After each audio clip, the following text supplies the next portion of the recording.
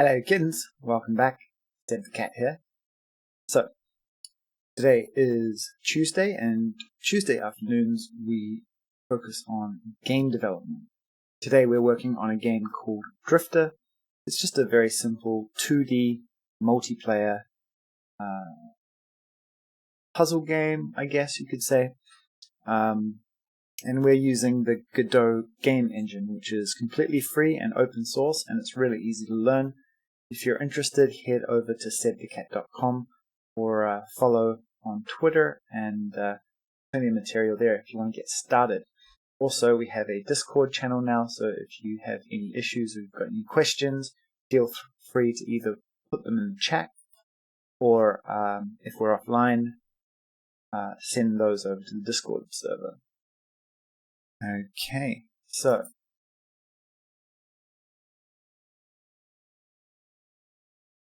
I'm just going to open up our project.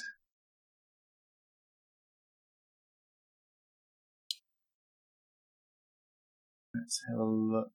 Sorry, one moment.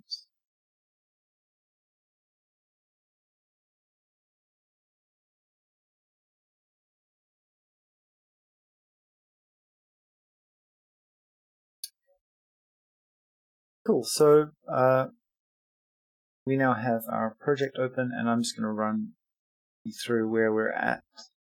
Switch over to our coding view. Cool. I also realize I might be a little bit too far over. Let me just move.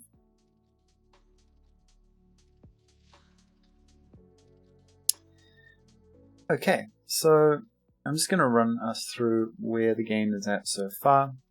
So what you're looking at now is just the simple tutorial level. We still have to build some sort of proper level design, maybe like a maze sort of system, but for now we've just got some meteors in space so that the player has something to zoom around.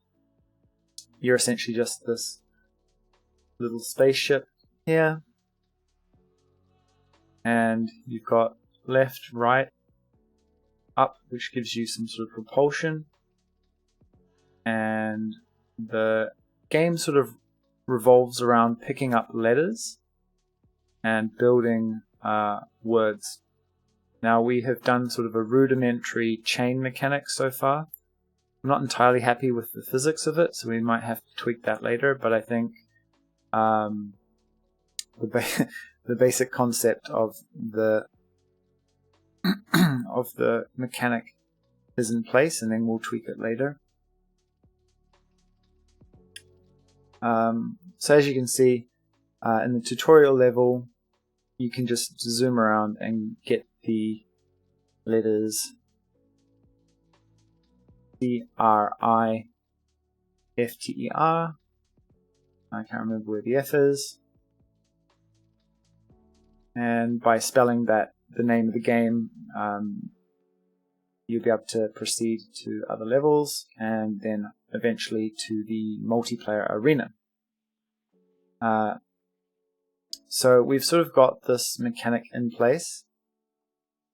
There was the F. And then what we were looking at last stream is adding our shooting mechanic.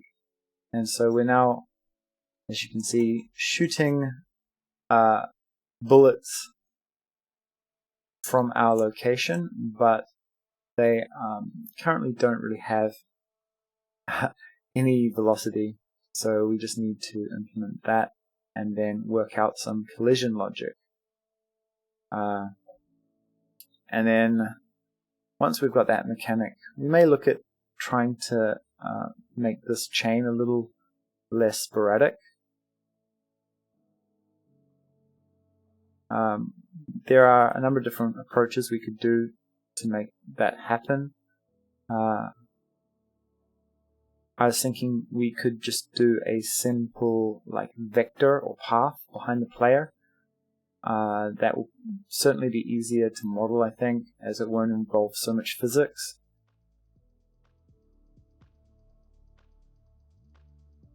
Okay, so that's sort of where we are at the moment. Now I'm just going to zoom in the editor a little bit.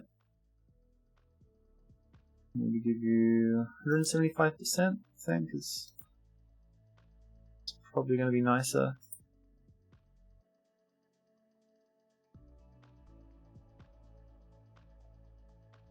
Yep, okay, so that's probably a better zoom for the stream. Okay, let's have a look at some code. So right now we have VS Studio set up. I'm using VS Studio for our code mainly because I like Vim, and currently the Godot editor doesn't support Vim.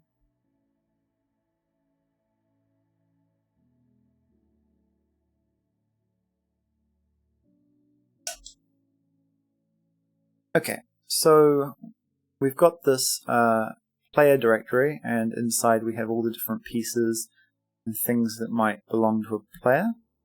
And then the projectiles here, we have a missile. And right now the missile isn't really doing much.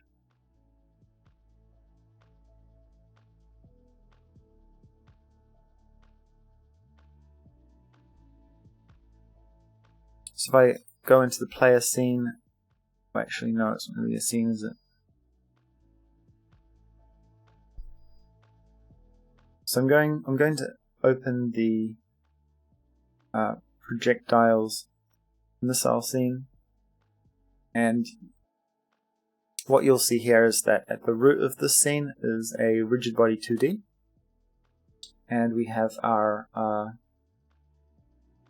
mode, our mass, things like that. I think the weight,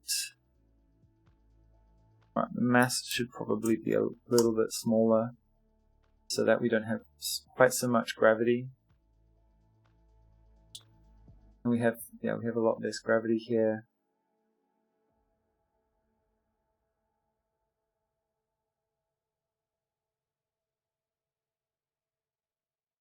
And so the velocity,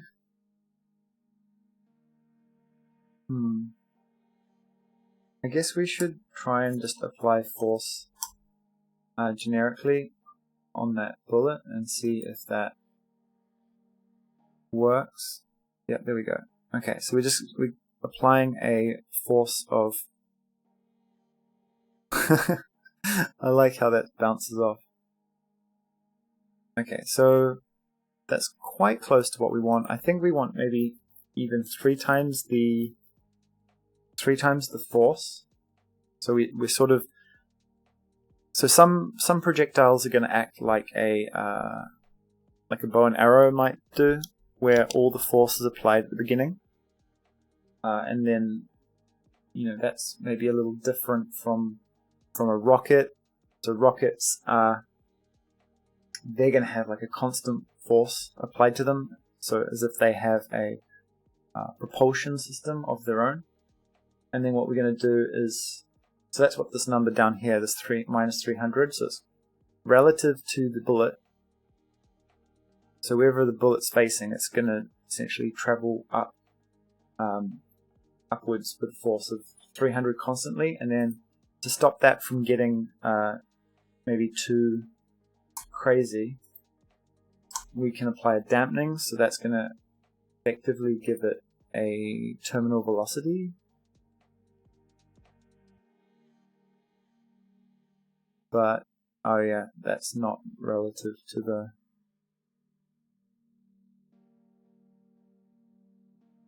bullet's rotation, is it? Okay, so we'll apply this force in the code.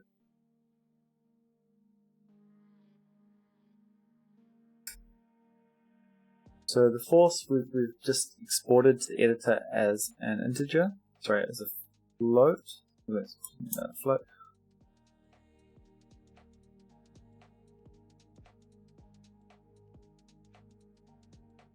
And I think we're just going to do a move and collide.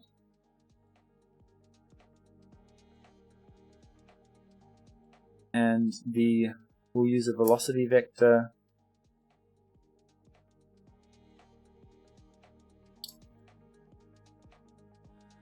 So let's create a variable for velocity, and that will just be a vector 2, and it's 0 on the x-axis and force, negative force on the y-axis.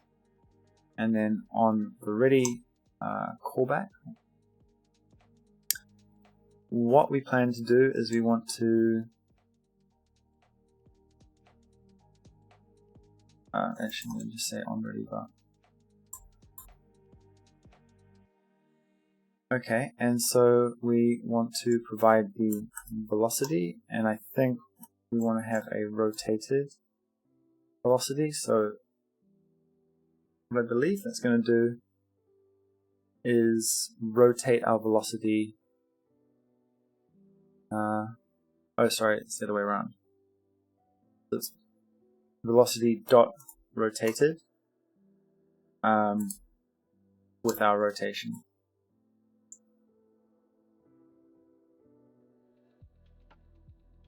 I believe.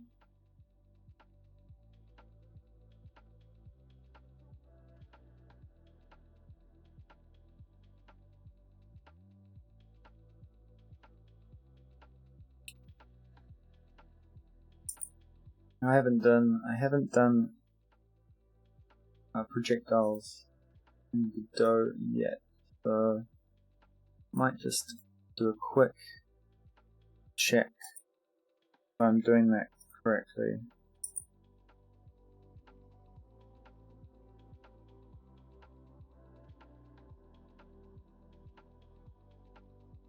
So there's a kids can code Godot recipes site, which has a really good set of examples for this sort of thing.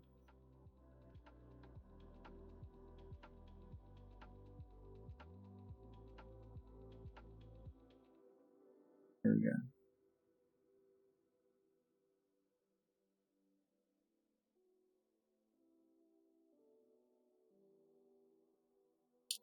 Okay, so I guess we'll just affect the position directly.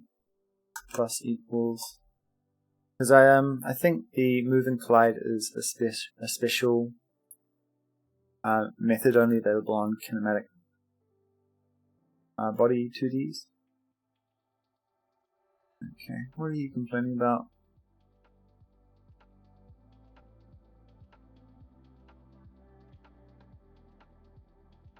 Huh.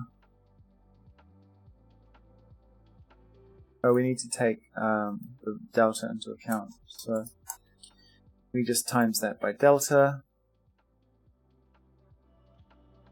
and have a look. That's gonna work.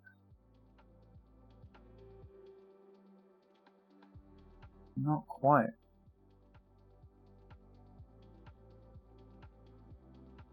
I think the force just isn't enough. Possibly. Oh, the dampening. Yeah. It's because we've got such a high dampening on. Okay, so let's not dampen anything. And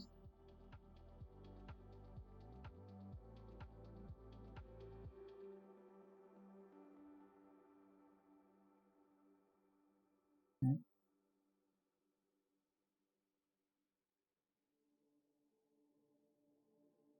I mean, I think the better way to do this would just start with a velocity of 0.